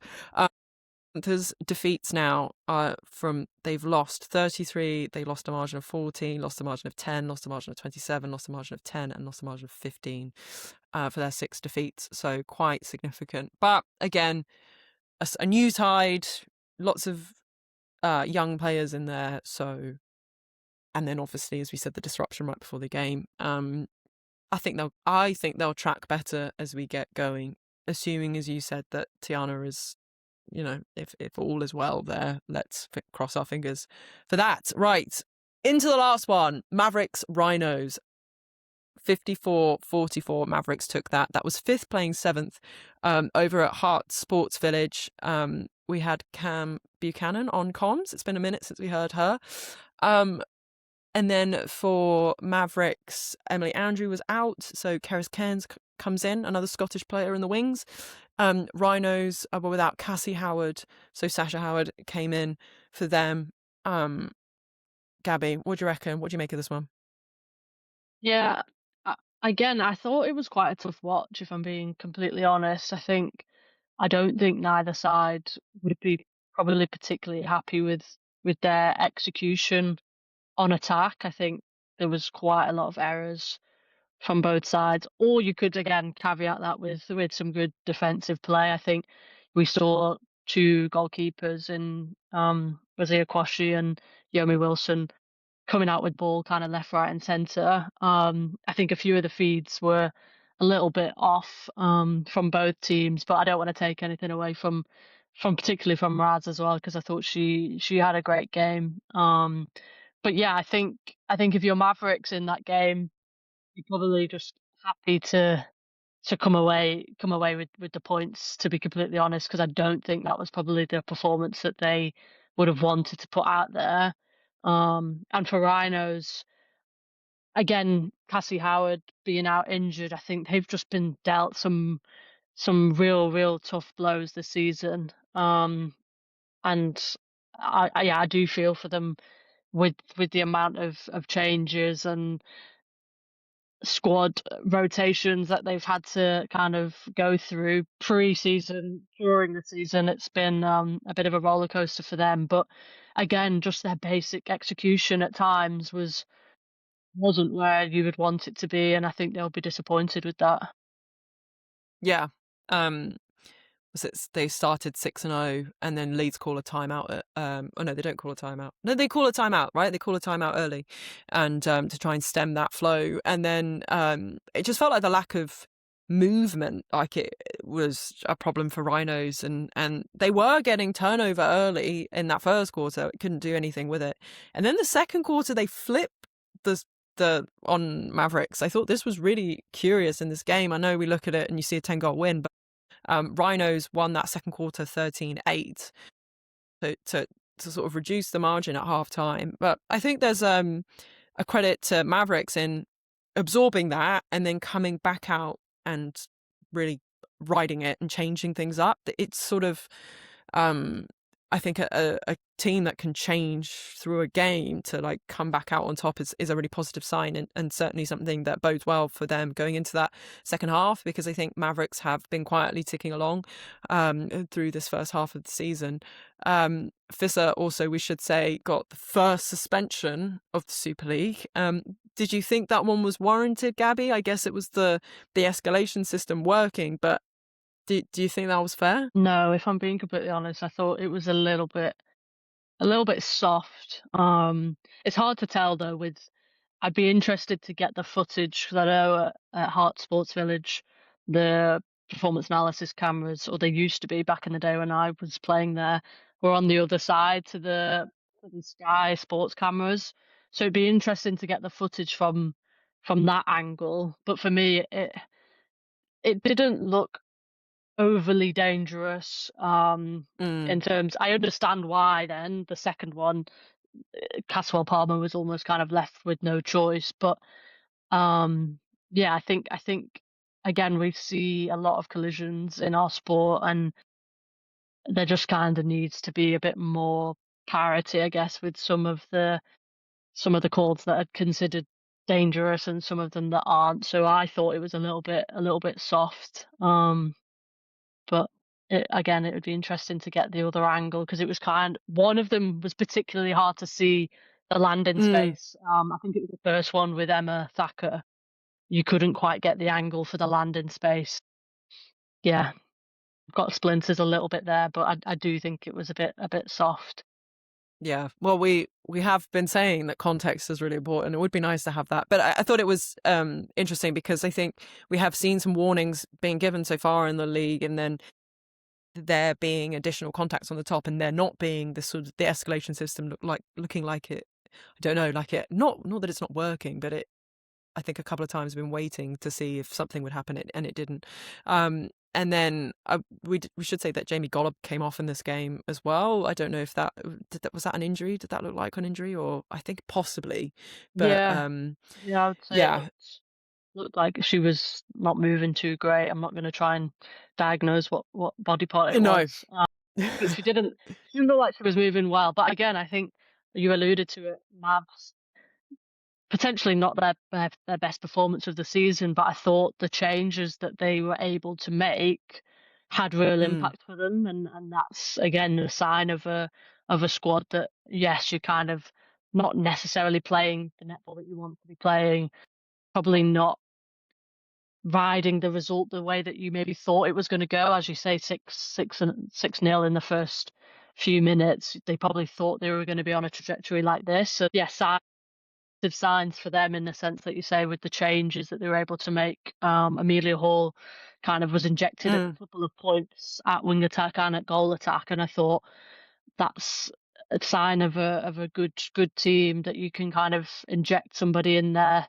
Susie Liversidge was probably a bit quiet for her liking in the first half, so they injected Hall and then brought Susie back on, and she like really lifted from that. So I thought, again, they have real positive signs for London Mavericks. And a bit like with Lightning, I think Mavericks, where they've made changes that then mean when you're forced into a change, the changes actually work quite well because you've kind of practiced it. I think Hannah Knightbridge, a little shout out to her, coming in at centre for an injured, because she's been in the squad since Ellie Batu has been out.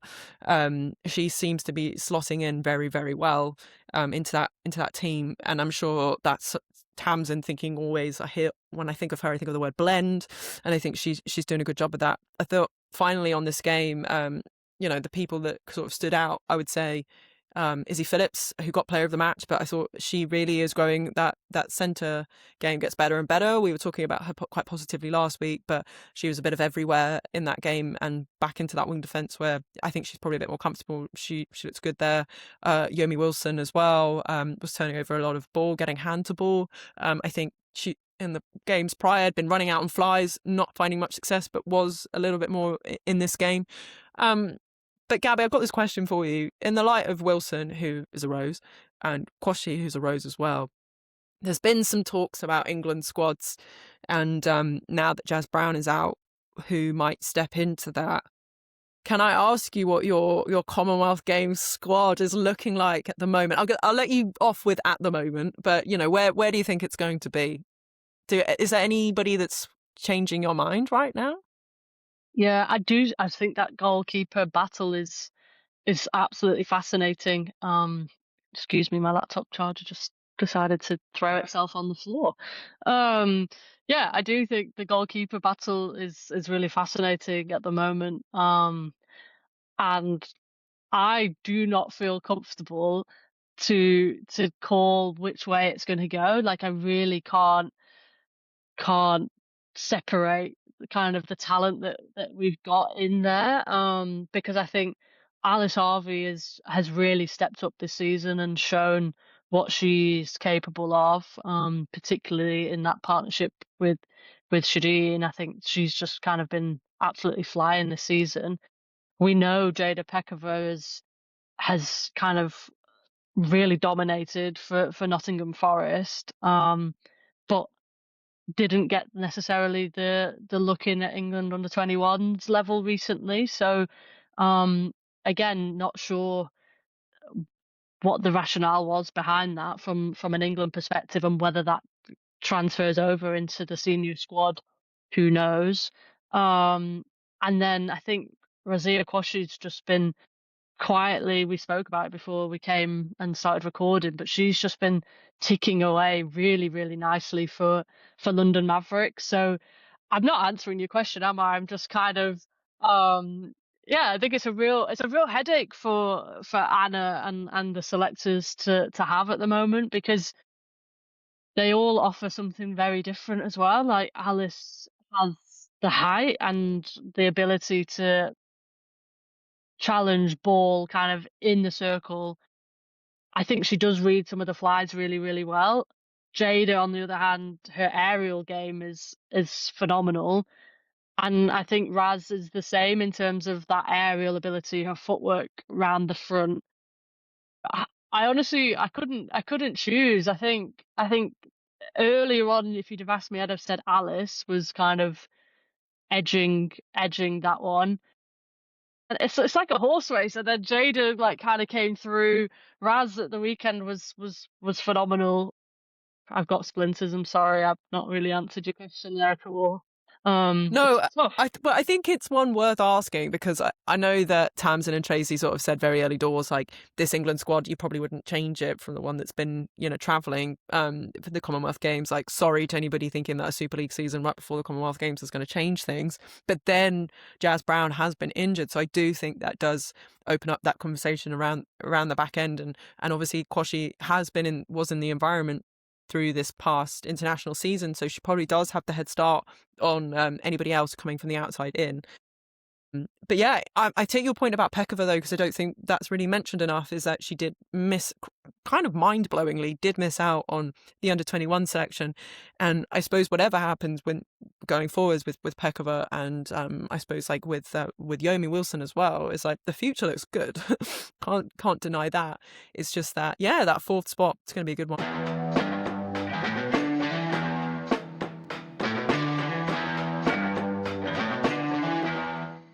Okay, Gabby, right, whistling through round 7, the halfway mark, and Paul and I will do our teams of the halfway point next week for those who cannot wait for that. It will be coming. But let's not get too ahead of ourselves, because we have a slate of some really intriguing games. I think probably a sneaky big one. It's not a sneaky big one. It probably is the big one. Friday night, London Pulse take on London Mavericks at the Copper Box on Sky Sports, 7 p.m. It's the London derby, and there's been a lot of chat around whether Mavericks are actually London. I think that's some Pulse chat from there. But this should be a big one, no? Like, what do you reckon? Where should we be looking? Yeah, I think it's again a real good test for London Mavericks to kind of see where they're at. We know Pulse, although they've probably not quite clicked into gear as they would have wanted this season, they are off the back now of that really good performance against Birmingham Panthers. So I'm really fascinated to see kind of what happens in this game, because I think Mavericks can compete with the top teams. We saw that against Loughborough Lightning, where they were really kind of pushing them. And at the moment, they're the team to beat, aren't they? So they're definitely capable of doing so. But it's just that consistency piece. So yeah, I'm really looking forward to watching that one, actually. Any key battles you're going to be, any like one-on-ones that should be pretty enjoyable? I think, assuming that Liv Sheen's back in the squad, her against Wazir Kwashi is going to be fascinating, because I think, again, hoping that Jamie Gollop's fit, we've seen that she's able to shut down goal attacks. She did a really good job against Ella Clark in that Loughborough game. So hoping that she's fit and can kind of keep to her usual trend of limiting goal attacks on the super shot. I think then that battle under the post will be a real key matchup. Yeah, I quite like the look of Gemma Donoghue on Liv Scholes as well. I think Donoghue has been a bit under the radar, but a real key part of that Mavericks defensive end, which is a really top quality defense end. And then obviously down the other side, Fadoju, Emma Thacker, and Adio Inga. I think there could be a lot of bodies on the floor over there. But that, I think for Mavericks, that's going to be the challenge. It's like standing up to that defense end, standing up to that box. I think obviously Tamsin has the brains to come up with strategies against it. But as you said so well earlier, it's about execution. So a real meaty one, I think. And it starts us off for a great weekend of netball. And then we turn to Saturday, 3 games on Saturday, all sort of starting an hour after each other. But Gabby, you're off on having a lovely time on your celebrations for your birthday. So you'll probably come back to this. But for those of us that are locking in, it's going to be a busy Saturday night. Starting first with LexisNexis Dragons against Birmingham Panthers at the House of Sport, 4 p.m. That's on Sky Sports. You feel like maybe, depending on how Tiana is going, another tough day for Panthers? Yeah, I think probably if you'd have asked Panthers heading into like before this weekend's games, you'd have said, okay, that's the one we're targeting. We're gonna aim to get some points on the board here. And don't get me wrong, I'm sure that's still the same motivation. Okay, we're gonna get some points on the board here, but Dragons naturally then off the back of that really, really strong performance against Nottingham Forest, they're going to be flying high confidence-wise. I think it's going to be another difficult run out for Birmingham Panthers. They've shown, again, just kind of flashes of the performances that they would want to put out, but they need to be able to string that together for a full 60 minutes if they're to have any kind of hope of getting over the line. Yeah, and I would say that it's that consistency across the Panthers lineup. I think would be nice to sort of see them settle and have a crack, because I think someone like Beth Dyke is so crucial to how Dragons go.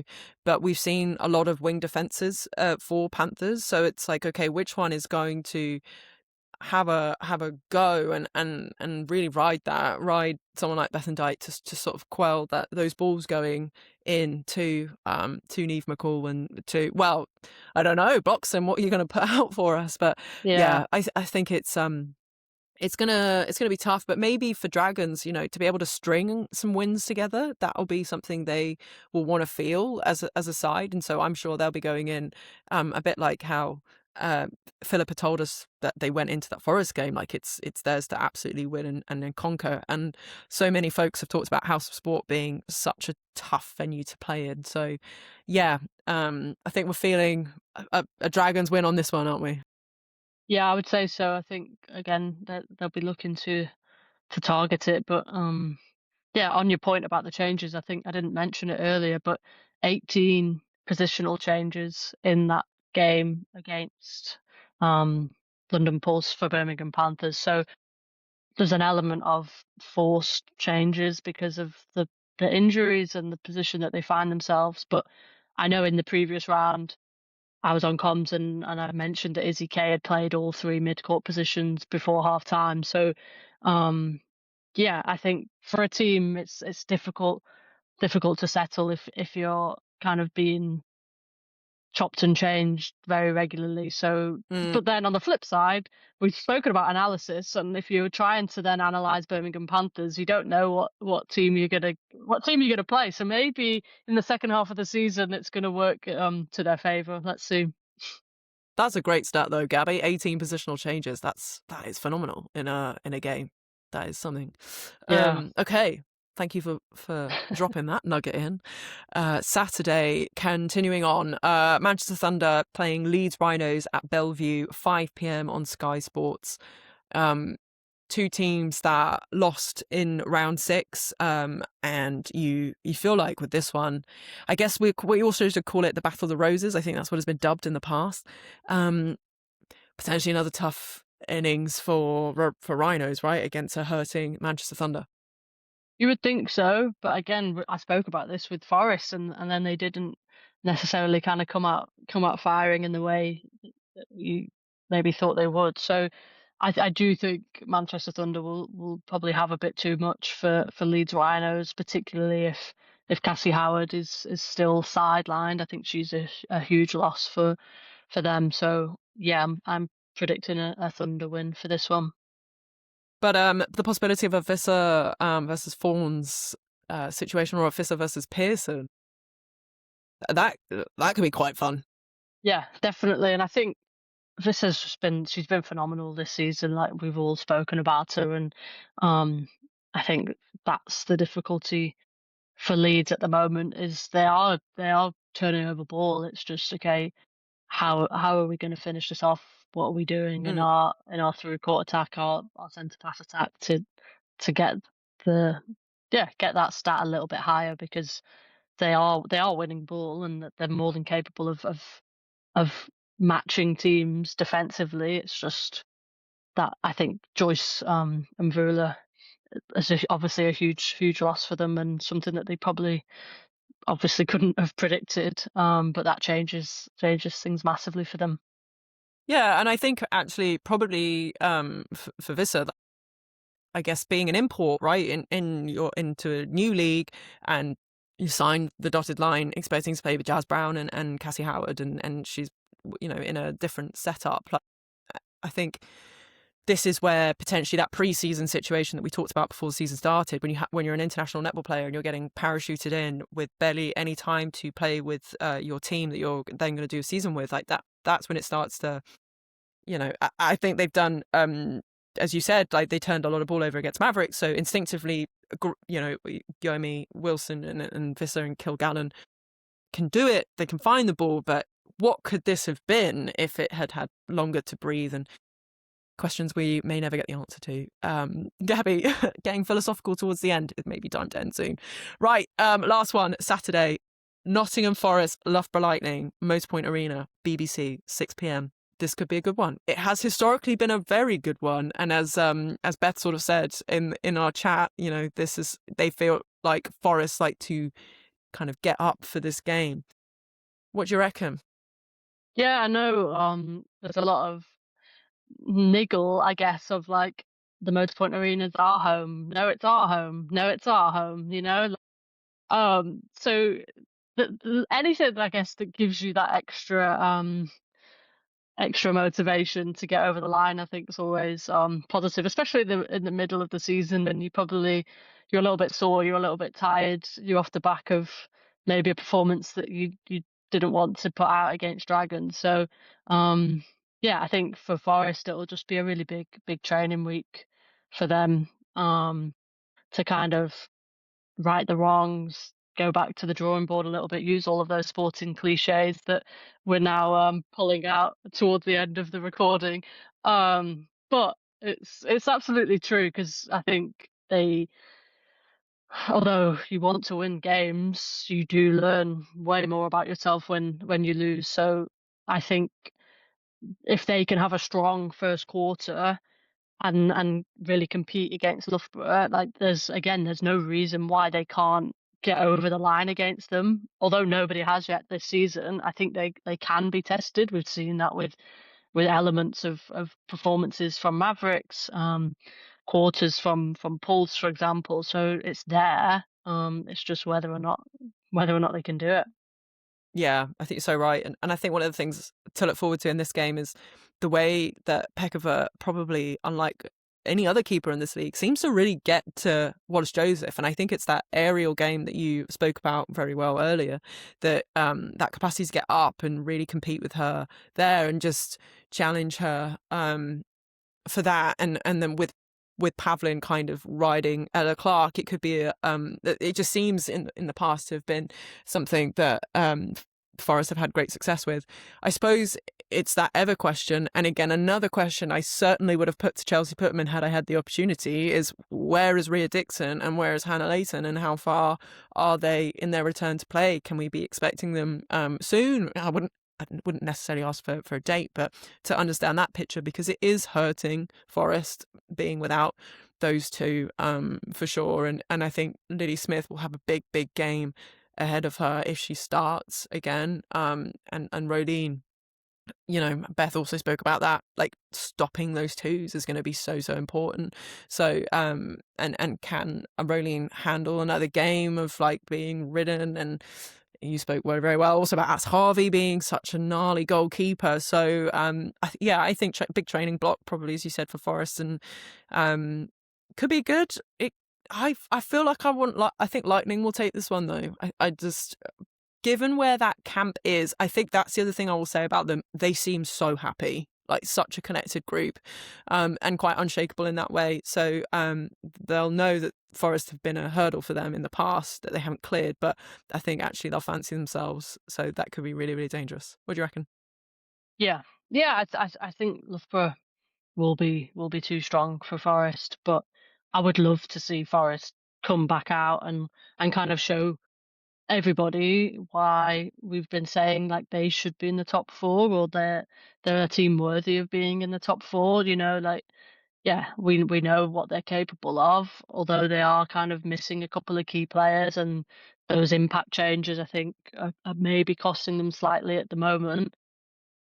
The squad that they still have at the moment is capable of testing teams, so I hope they do come out and do so. But yeah, I think Loughborough are a steam train at the moment, and they're rocking and rolling.